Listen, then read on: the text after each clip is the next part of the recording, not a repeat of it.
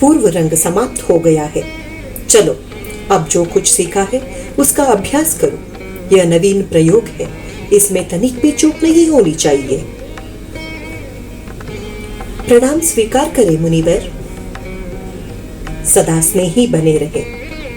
कहे ऋषिगण, किस प्रयोजन से आना हुआ? हे मुनिवर, जब से आपके नाट्य शास्त्र की रचना की है, हमारे हृदय में कई प्रकार के प्रश्न उठ रहे हैं। हम उसी के उत्तर के लिए आपके पास आए हैं। पूछे, संकोच ना करें। गुरुदेव, नाट्य शास्त्र की उत्पत्ति कैसे हुई? इसका उद्देश्य क्या है? आपने बहुत अच्छा प्रश्न किया। यह प्रश्न केवल नृत्य को नहीं, बल्कि जीवन के सार को समझने का माध्यम है। जब त्रेता युग में मनुष्य काम और लोभ के विषभूति होकर अधर्म और संघर्ष की ओर बढ़ने लगा, तब इंद्र ने ब्रह्मा जी से प्रार्थना की कि कोई ऐसा माध्यम हो जिसमें देखना और सुनना एक साथ हो, जिससे मनुष्य धर्म, अर्थ और मोक्ष के मार्ग पर लौट सके। लेकिन गुरुदेव, वेद तो ज्ञान के भंडार है, उनमें जगत का रहस्य छिपा है। वेद अपने आप में उस उद्देश्य की पूर्ति के लिए पर्याप्त थे, फिर ये नया वेद क्यों? इसीलिए कि वह समस्त जन के लिए सुलभ हो, सामान्य जन को नृत्य के माध्यम से शिक्षा के मार्ग पर, धर्म के मार्ग पर ले जाया जा सके। इसी मंगल उद्देश्य के साथ ब्रह्मा जी ने चारों वेदों से उनके तत्वों को मिलाकर नाट्य वेद की रचना की है। चारों वेदों के तत्व वे क्या है गुरुदेव?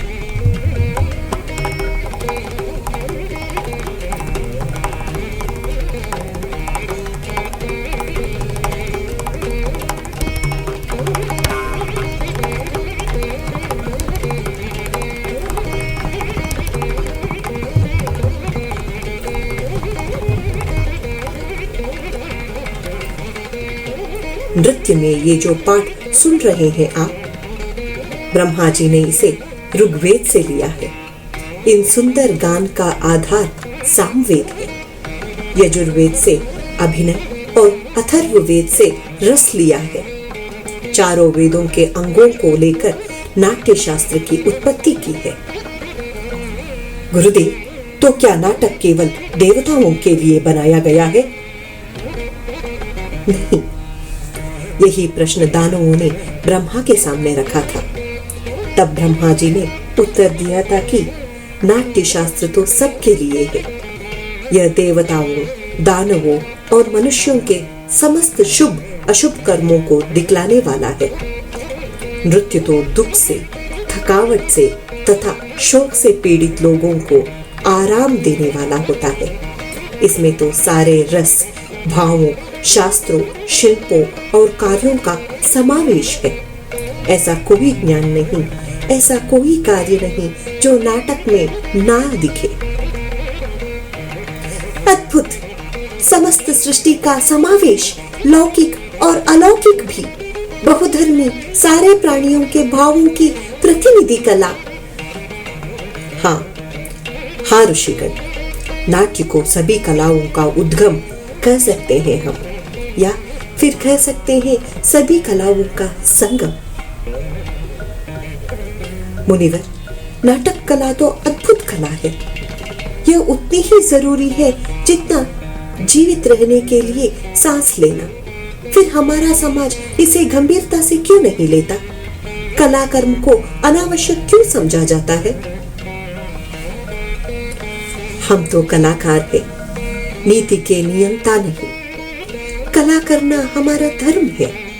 हमारे विषय में, हमारी कला के विषय में तो नीति नियंताओं का विचार करना होगा। प्रयोग के साधन और अवसर उपलब्ध कराने होंगे। नाटक केवल कला नहीं है, यह समाज का दर्पण है। यह मानवता को सत्य के मार्ग पर ले जाने का साधन है।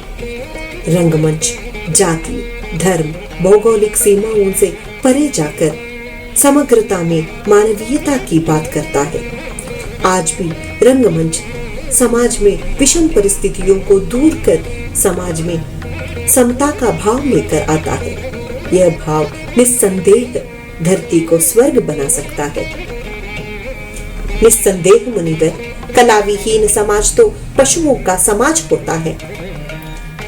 इसी आशा और अपेक्षा के साथ कि समाज कला और कलाकारों को वह स्थान दे जिसके वे अधिकारी है, मैंने नाट्य शास्त्र को पंचम वेद कहकर पुकारा है। पंचम वेद समस्त का वेदों का ज्ञान, पंचम वेद समस्त वेदों का ज्ञान, पंचम वेद समस्त वेदों का ज्ञान। ऋषिगण, मेरे रंगकर्मी पुत्र आपके स्वागत के लिए अपनी प्रस्तुति तैयार कर रहे हैं। उन्होंने आपकी प्रतीक्षा करके उस प्रस्तुति को प्रस्तुत करना चाहा है। चलिए चलकर नृत्य का आनंद लीजिए। वृद्धि हो इस राष्ट्र की आशा सभी की पूर्ण हो, सृष्टि व आनंद की जग में सदा संपूर्ण हो, धरती सदा फूले फले ऊपर विमल आकाश हो, सज्जन रहे निर्भय सदा व दुर्जनों का नाश हो, सज्जन रहे निर्भय सदा व दुर्जनों का नाश हो, सज्जन रहे निर्भय सदा व दुर्जनों का नाश हो।